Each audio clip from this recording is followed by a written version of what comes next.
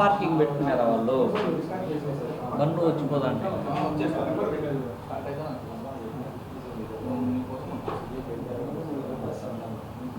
స్థానిక సంస్థల ఎన్నికల్లో భారత కమ్యూనిస్టు పార్టీ సిపిఐగా మేము ఖచ్చితంగా ఎన్నికల్లో పోటీ చేయబోతా ఉన్నాము, పోటీ చేస్తాము. రాష్ట్ర వ్యాప్తంగా 28 జిల్లాల్లో ఎంపీటీసీల్లో, జడ్పీటీసీల్లో, మున్సిపల్లో, నగరపాలక ప్రాంతాల్లో, పంచాయతీల్లో మేము ఖచ్చితంగా మా పార్టీగా మా వాయిస్ని వినిపించి ప్రజలకు అప్పీల్ చేస్తూ ఉన్నాం. మీరు కమ్యూనిస్టు పార్టీ లేనటువంటి చట్టసభలను ఒకసారి ఆలోచించండి. ఈ 10 సంవత్సరాల కాలంలో చట్టసభలను పార్లమెంటు నుండి అసెంబ్లీ వరకు, అసెంబ్లీ నుంచి నగరపాలక మున్సిపాలిటీ వరకు, పంచాయతీల దగ్గర నుంచి జిల్లా పరిషత్తుల వరకు మీరు ఒక్కసారి ఆలోచించండి.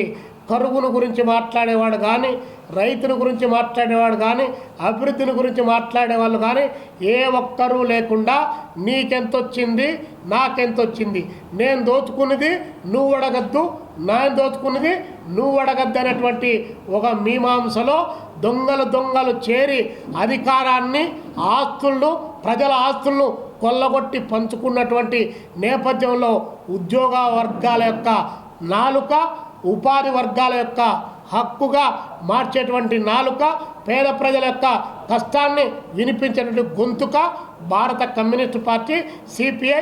ఈ పార్టీతో కలిసి వచ్చేటువంటి ఇతరేతరమైనటువంటి కుల, వర్గ, సామాజిక, ఇతర చిన్న చితక వామపక్ష పార్టీలను అన్నిటినీ ఒక తాటిపైకి తీసుకొని వచ్చి రేపు జరగబోయేటువంటి స్థానిక ఎన్నికల్లో మేము పోటీ చేయబోతున్నాం. ప్రజలు ఆదరించండి. మీ తరపున మాట్లాడే వాళ్ళను గట్టిగా నిలబెట్టడానికి మీరు ప్రయత్నం చేయండి. లేకపోతే మీరు భిక్షగాళ్ళగా మారవలసినటువంటి పరిస్థితి వస్తుంది.